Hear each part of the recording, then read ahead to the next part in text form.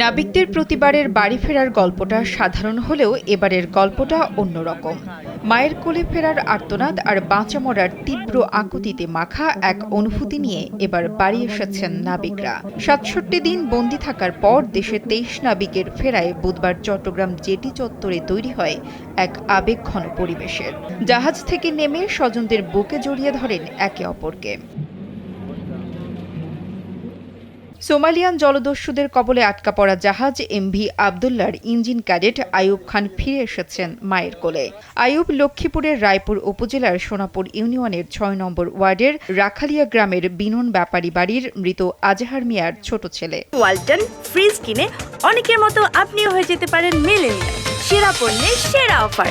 12 মার্চে যখন সকাল 10:15 বাজে তখন আমরা অ্যাটাক হই, তো তখন আমাদের জাহাজের সবাই 23 জন নাবিক সবাই আমরা খুবই ভীত সন্ত্রস্ত হয়ে যাই। সবাই বাড়িতে ফোন দিয়ে আমাদের অফিসে ফোন দিয়ে জানাই দেই, তারপর ফেসবুক বা বিভিন্ন সোশ্যাল মিডিয়াতে জানানোর ব্যবস্থা করে দিই।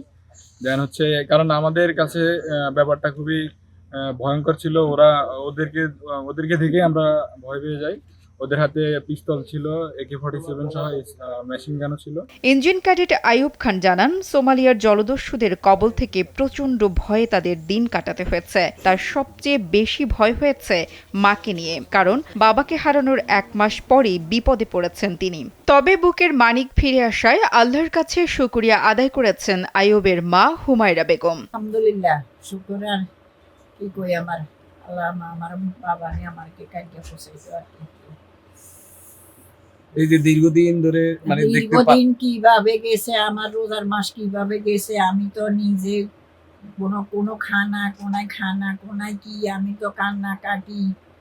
এরপর আল্লাহর দরবারে শুকিয়ে গেছে, আল্লাহ আপনি যদি সই সালামতে আনি আমার বাবারে সুস্থভাবে আনি আমার কাছে পৌঁছান, আমি এটাই আপনার কাছে। ভয়ানক সেই দিনের কথা বর্ণনা করতে গিয়ে আইয়ুব জানান, প্রথম কয়েকদিন দস্যুরা তাদের সবাইকে একটি রুমে আটকে রাখে। একই বাথরুম ব্যবহার করতে হয়েছে তাদের। প্রথম কয়েকদিন তারা নাবিকদের খাবারও খেয়েছেন, তবে অস্ত্র দেখিয়ে ভয় দেখালেও কোনো ক্ষতি করেনি কাউকে। তো আমরা ওদের কথা শুনে চলছি, ওরা আমাদেরকে শারীরিক কোনো আঘাত করে না। কি ধরনের আঘাত করছে?